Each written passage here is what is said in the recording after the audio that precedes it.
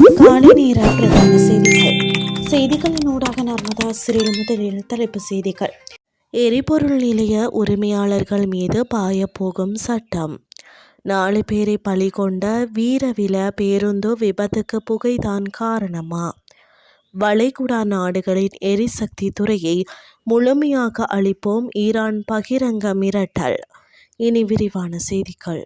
எரிபொருள் விநியோகம் தொடர்பான பரிந்துரைக்குட்பட்ட வழிமுறைகளுக்கு புறம்பாக செயல்படும் எரிபொருள் நிலைய உரிமையாளர்கள் மீது சட்ட நடவடிக்கை எடுக்கப்பட்டுள்ளது.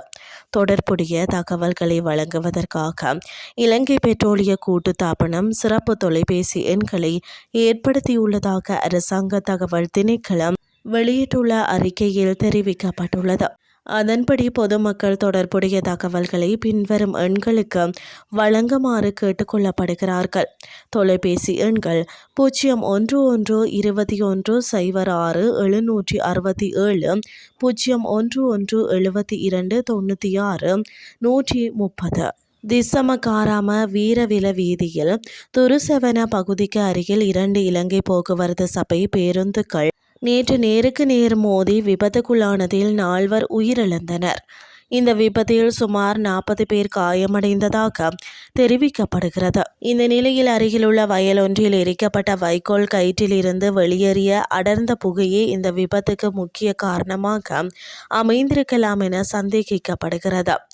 விபத்து நடந்த நேரத்தில் வீதி முழுவதும் புகை மண்டலமாக பரவியதால் 2 பேருந்து சாரதிகளுக்கு முன்பாக வரும் வாகனம் தெளிவாக தெரியவில்லை என முதற்கட்ட விசாரணைகளில் தெரிய வந்துள்ளது. விபத்துக்குள்ளான ஒரு பேருந்துக்கு பின்னால் ஊந்தலில் பயணித்த நபர் ஒருவர் இது குறித்து கூறுகையில், வீதியில் வைக்கோல் எரிக்கப்பட்டதால் உருவான அடர்ந்த புகையினால் எதனையும் தெளிவாக பார்க்க முடியவில்லை.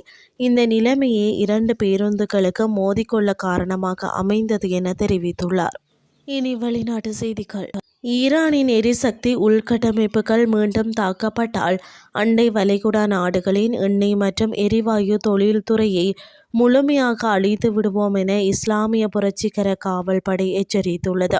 உலகின் மிகப்பெரிய எரிவாயு வயலான ஈரானின் தெற்கு பார்ஸ் தளம் மீது இஸ்ரேல் நடத்திய தாக்குதலுக்கு பதிலடியாகவே இந்த எச்சரிக்கை விடுக்கப்பட்டுள்ளது. தமது எரிசக்தி நிலையங்கள் மீதான தாக்குதல்கள் தொடர்ந்தால் நட்பு நாடுகளின் உள்கட்டமைப்புகள் அழியும் வரை தாக்குதல் ஓயாது எனவும் எச்சரிக்கப்பட்டுள்ளது. இத்துடன் செய்திகள் யாவும் நிறைவடைகின்றது. அடுத்த இரவு 8:30 எதிர்பாருங்கள். நன்றி.